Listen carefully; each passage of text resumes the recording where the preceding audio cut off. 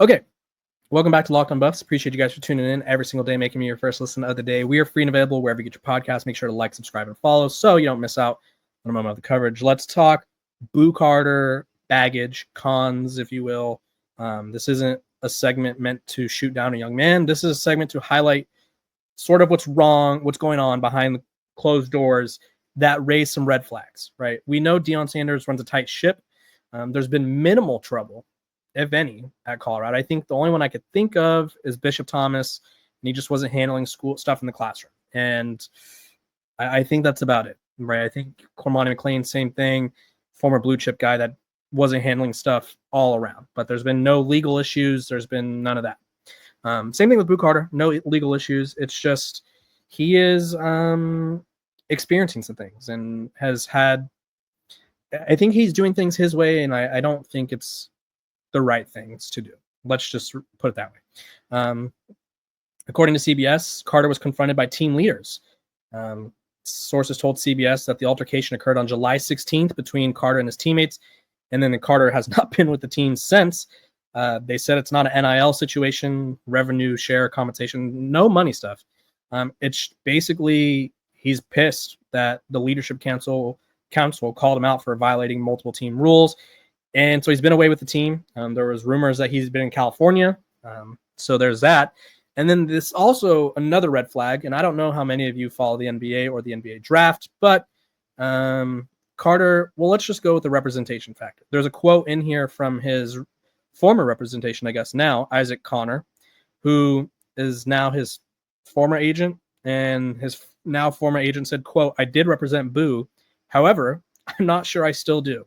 He has not been responsive, and so has his mother. They posted something about Omar Cooper representing him and advising him now." If you don't know the name Omar Cooper, he was probably the biggest dummy or biggest villain, if you will, of the NBA draft. He represents Ace Bailey, who was at one point projected to be the number 2 pick, kind of pushed for that number 1 pick for Cooper Flag. And all of a sudden, the pre-draft process rolls around. Ace Bailey goes to the combine, measures in at 6'7" after being listed at 6'10", which that's not Cooper's fault. But then he refused to interview with any other team and was basically dodging teams who already had established stars because he wanted to go to a team that had a path to being a superstar. And then the teams were the Washington Wizards, the Brooklyn Nets, and there's another one that's slipping my mind that were bad, right? So there's that. He's also the father of Sharif Cooper, who played at Auburn. Basically advised his son to do some questionable things with his career and eligibility, and now his son is no longer in the NBA, right? So I don't love his representation situation. Anytime you don't handle things professionally, I think that's a red flag. Anytime you sort of, I guess, skip out on, like, you got to communicate, right? And Deion Sanders isn't going to play these games, and I think that'd be a really difficult discussion to have for Deion Sanders and Boo Carter, because Coach Prime runs a tight ship, and he's not going to let someone come into the locker room and corrupt his program. He has a program built on running it like a pro organization. He has a program built on love, and he has a program built on sort of understanding, like, hey, we're here to do a job, and if you're not doing your job, Colorado isn't the place for you, right? He runs a tight ship. I'm going to say that again. So that's the baggage that comes with Boo Carter, right? He's obviously is having some accountability issues, whatever violations he committed. He didn't like that his team council members called him out. He also kind of left his previous agent high and dry, and now he's represented by someone in Omar Cooper, who I think, let's just say Omar Cooper did not do himself any favors in the pre-draft process for the NBA. So there's that, right? The NBA, there was reports that Omar was demanding to be paid to do interviews. Obviously, he advised Ace Bailey to not go to certain teams and not participate in any of the pre-draft process. So things got a little complicated, I think you could say.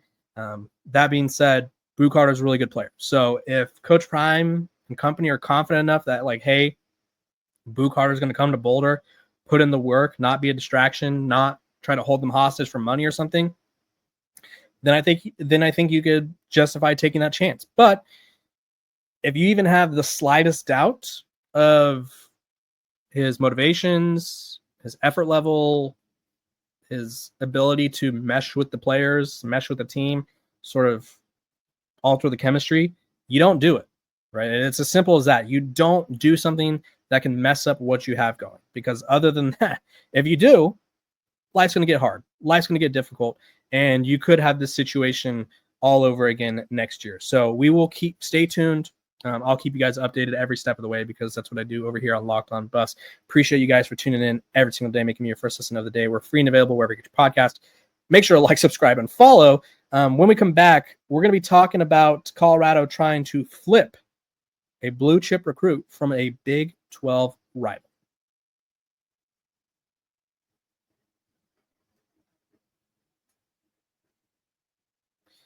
Welcome back to Locked On Buffs. Appreciate you guys for tuning in every single day, making me your first listen of the day. We're free and available wherever you get your podcast. So hit that like button, hit that subscribe button, and make sure you're following along so you don't miss out on a moment of the coverage, whether it's Boo Carter, Deion Sanders' return, whatever it is, previewing Georgia Tech.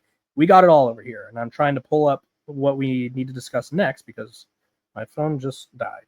And so, as pointed out, as reported by our good friend John Garcia, who's with Rivals / On3, I don't know what their entity is called anymore. It's very confusing. But former Locked On Buffs co-host, the Buffs, they are pushing for one of the better receivers in the country. His name is Brian Hamilton, and he's currently committed, but they're trying to flip him. He says they're trying to get me to flip. They think I'm going to be a great fit there for their offense and even compare me to Jimmy Horn. Says they're trying to set up an official visit before December. So here's what you need to know about Brian Hamilton, because obviously I think once Colorado zeroes in on a recruit, things get intense, right? He's currently committed to Pitt. He's not committed to Kansas State. I don't know why I said that. I apologize. Kansas State is also trying to flip him. He's a guy who he's a quick dude from Florida. You know that's Coach Prime's type. If Coach Prime had a type, from Tampa, Florida, that is. Trying to pull up his measurables here.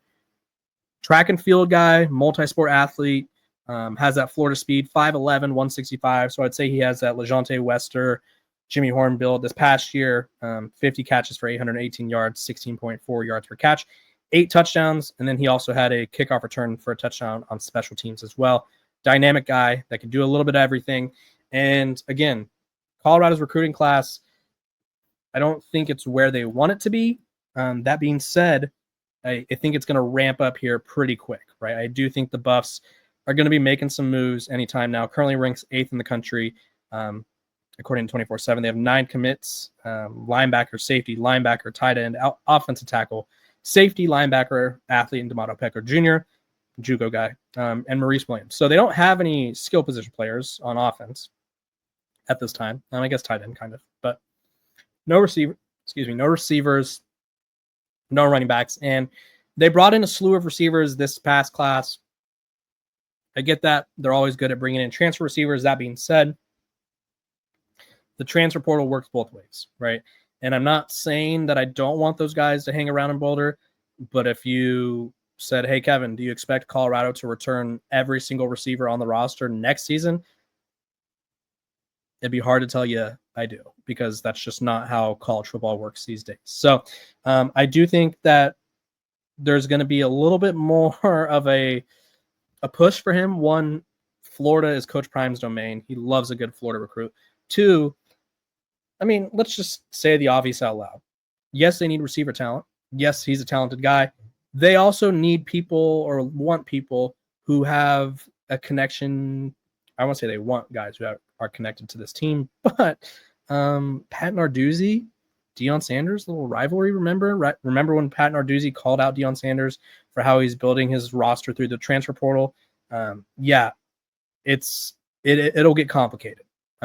It's one of those things where I think Deion Sanders, anytime there is some overlap, I don't think he'd mind throwing it in the face of Pat Narduzzi. So that's what you need to know about the Buffs right now. Let me see if there's any recruiting stuff that I missed to tell you guys, because, I mean, there's a lot of things going on in this world, in this recruiting world, and the Buffs are obviously, they're trying to get active, right? And I think with Deion Sanders back, things are getting active. Here's a report about John as well that he also sent to me and said, hey, listen, we want, not him, Colorado, that is. There's top guys in Florida that are in the mix, or that are uncommitted. Breck College, who took a bunch of visits.